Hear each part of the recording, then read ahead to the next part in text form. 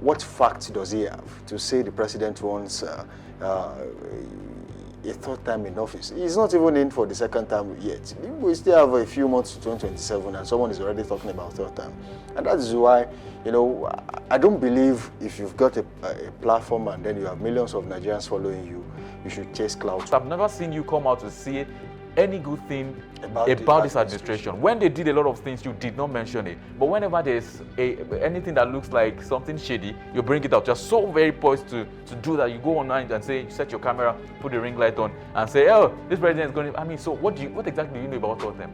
You should not make baseless assertions. I mean, you should not just go there and feed your gullible followers with gibberish. A few times he's going to talk into a political issue to tell you that he doesn't really have so much of the understanding, right? The most dangerous disease on the planet is you thinking you know and you know. And so unfortunately, so you can tell that you will easily infect other people with such disease. And I think that's exactly why it is very important that we have to vet, you know, people who become persons of influence in society.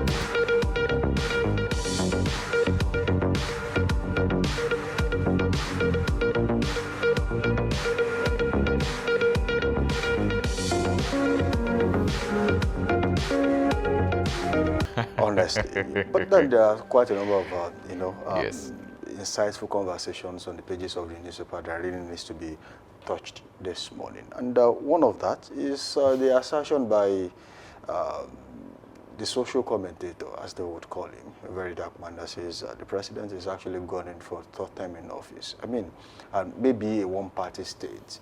And the very big question is, what do people do with their platforms if they have the opportunity to have millions or maybe hundreds of thousands of Nigerians following them?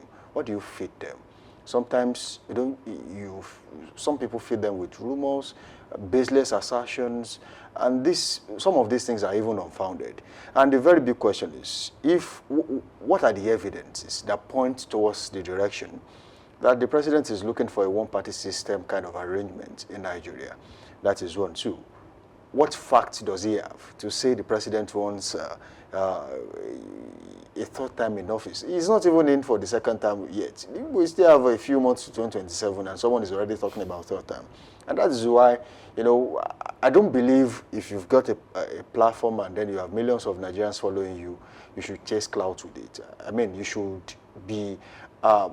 You should be sure of what you are saying. You should put out hardcore evidences out there so that people would not just follow you gullibly and say you are just there, you are grilling out facts. I mean, sometimes if you want to make content, you really have to think about what it might cost. You might just set the country on fire with all of that. And that brings us to what the president could have done if he was actually looking for a one-party state or maybe a third time in office. As it stands, the APC have 31 out of 36 state governors. I mean, that points to one direction. I don't think any one of the governors, was coerced into joining the APC. And I don't think there is anything that says they must join the APC according to the Nigerian Constitution. I mean, we have seen governors who have refused to join. Seyi Makinde of Oyo State, Bola Ahmed, also Bauchi State has refused to join. Alex Oti refused to join. Of course, All Progressives Grand Alliance, Charles Chukwuma Soludo of Anambra State said he's not joining the APC. That he is also already a progressive. I mean, they have a working relationship, and there's no point moving from one party to the other when you can easily work together, even from different political parties. That says it all. That sums it up, that regardless of what you believe, okay, people don't really have to make some baseless assertions. And away from there, APC holds 268 seats at the House of Assembly out of 360.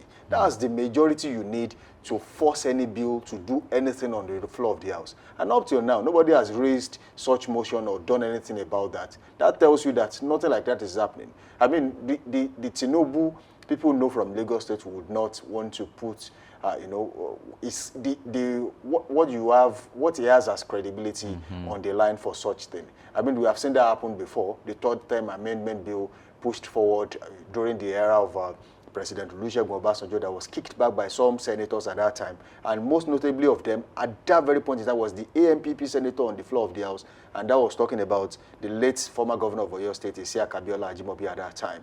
And he was very vocal on the floor of the House, vehemently saying, we are not going to support you for third time. And he failed.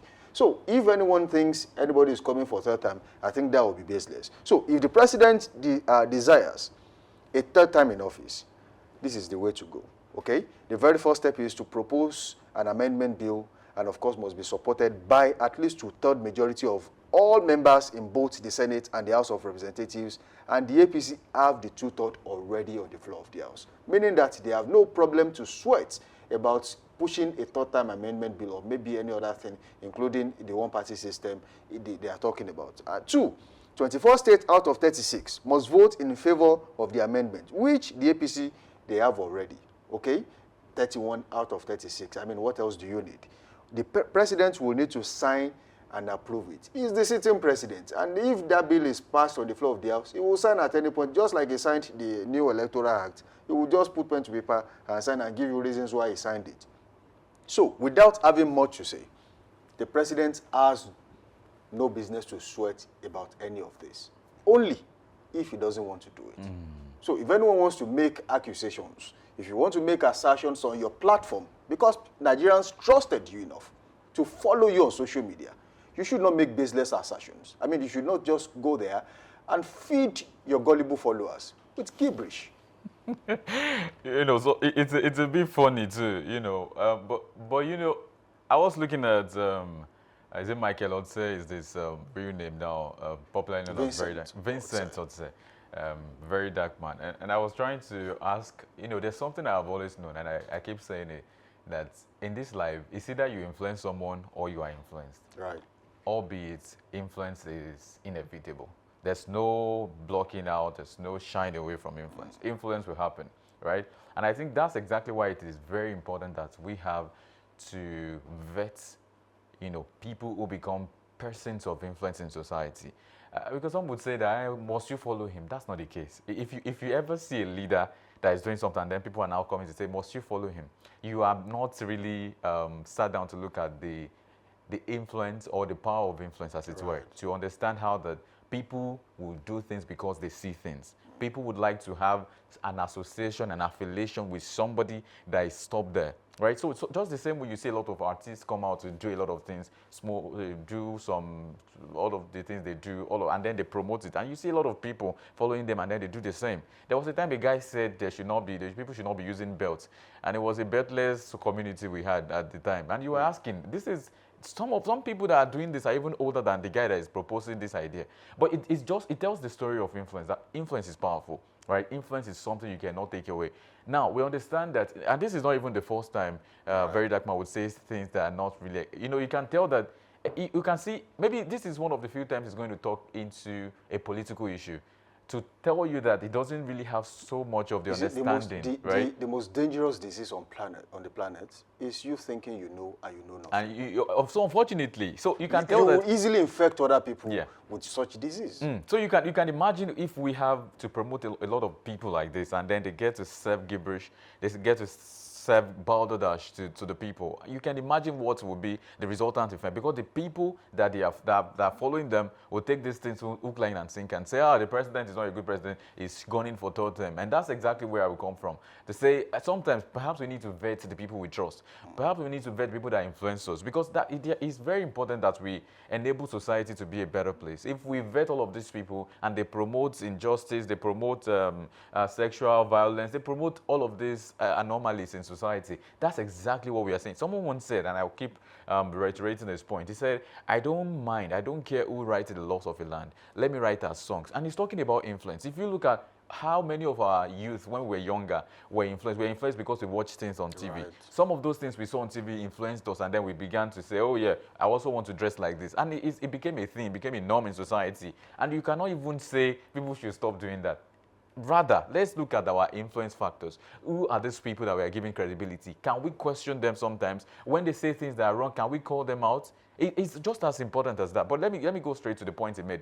But maybe politically, there's no, we cannot rule this out to say, this might not have crossed his mind before, or there could not be speculations around quarters, especially with the fact that he has the numbers, like you said. Like you have reeled out to us the number of House of Reps and Senate people he has in his party. So you can tell that if he wants to do that, he probably would have done that, But it's not to maybe remind ourselves of 2006.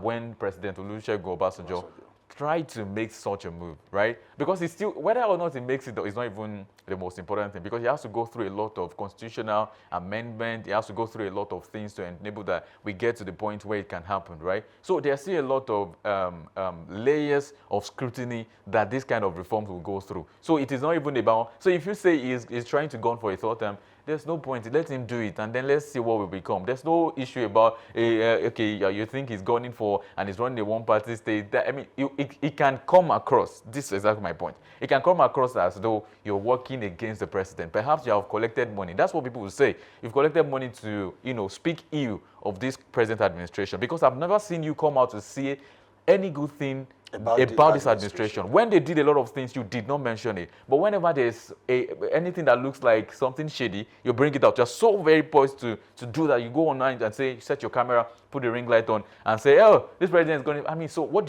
exactly do you know about all of them? Do you know how the constitutional amendment is going to be passed? What it even looks like on the floor of the House to actually convince members of the House of Assembly, and of course the Senate, to say I want to go for third term. It's a deep thing, because you have to... I mean, even when this current democracy was still, somewhere really far from what we are seeing today, it was difficult for former President Olusegun Obasanjo to convince them on the floor of the House. It was even someone from the Southwest that stood against them and said, look, you are not coming back the third time. And you have to sit in your house. If you are done with your second time in office, go back to your home state in Ogun State. And that was it. And that's how it ended. He has OPL there, so he's sitting there. That's what he's doing now. So people tend to forget what all of these claims, they are spurious claims. They are preposterous. Because you don't even know what you are saying. Okay? This is not just something you wake up in the morning and say, look, I'm coming for a third time, and then that's it. Yes, it's a lot deeper than that. In fact, do you know, no matter how good you've been as a president, the backlash that comes with it, you won't even want to try it. Unless you are such person. Yorubas will say, there are people like that. They don't care about what people will say about them. They will come back and do it, and then if it doesn't work, they go back home. They don't care about the shame it brings. But this is a person that has not even made mention of any of these things. No one in his team has mentioned anything like that. The only thing they are focused on is 2027 and governance, because you cannot take it away from average politicians. The moment it is 2 years to an election, governance suffer. Okay, they tend to forget about governance a little bit and then focus on the election, and that's what we are saying. It happens in other places too, not just Nigeria. But my own problem is that how did we get to that point where an average Nigerian thinks that Nigeria is the worst country you can ever find on the planet? That's bad. Because if you yes, you might want to ask this question. The thing is, when you talk about fuel now, yes, it's expensive in Nigeria, but compared to what you have in other countries, okay, Nigeria is still one of the places where you get the cheapest fuel across the world. Go and check, go and verify. Fact finding. Another thing is, yes, you might just want to say, oh, as against what we now earn in the country and the strength of the naira, yes, you might say it is not too reasonable. But then these are things you are working on. We have also, the president has spoken about how much he's working on the macro economy so that it can percolate and trickle down to the micro economy that affects you and I, affects how much you buy a cup of rice, affects how much you buy, a tuber of yam. Yes, we are still getting there, but people want you to wake up in the morning and just make magic happen.